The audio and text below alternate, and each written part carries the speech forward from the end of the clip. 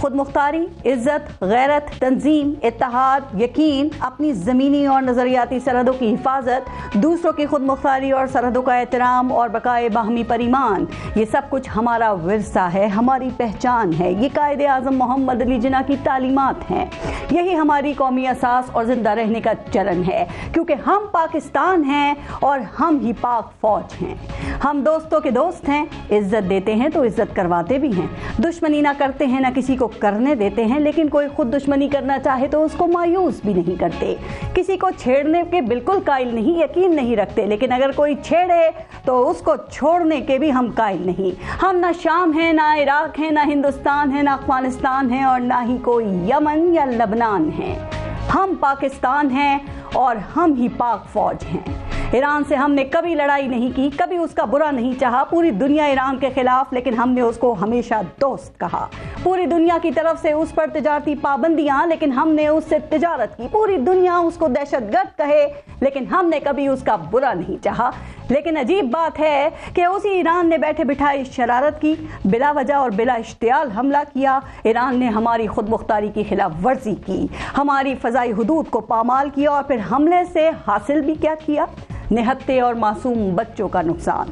اس حرکت پر پاکستان کا یہی رد عمل بنتا تھا جو اس نے دیا، اور جرأت سے دیا، پوری دنیا کے سامنے دیا، کہہ کر دیا، اور ایرانی سرزمین پر پناہ لینے والے BLA کے دہشت گرد مار ڈالے، چونکہ ہم پاکستان ہیں اور ہم ہی پاک فوج ہیں۔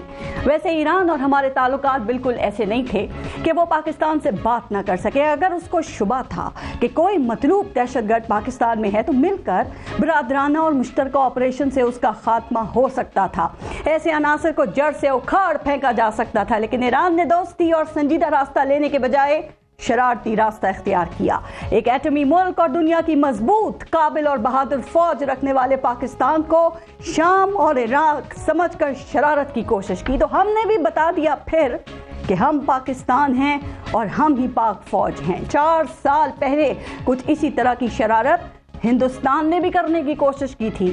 اس نے بھی ایک درخت گرایا اور ایک کوا مار کر اس کو سرجیکل سٹرائک کا نام دیا تھا، لیکن اگلے ہی دن ہمارے شاہین حرکت میں آ گئے تھے اور ہم نے ان کو ان کے گھر میں گھس کے مارا، ان کے جہاز تباہ کیے، اور ایک پائلٹ زندہ پکڑ کر اس کو چائے پلائی، اس کی مہمان نوازی کی، اس کو بتایا کہ یاد رکھا کریں کہ ہم پاکستان ہیں اور ہم ہی پاک فوج ہیں۔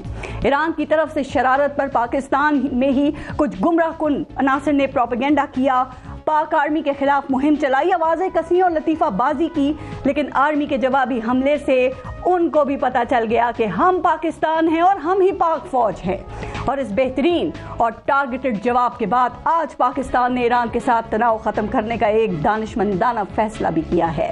ایران کی طرف سے شرارت کا منہ توڑ جواب دینے کے بعد یہی بہترین حکمت عملی ہے کہ ہمسایوں کو بتایا جائے کہ ہم کسی بھی قسم کے ایڈونچر کے جواب کے لیے ہم وقت تیار ہیں۔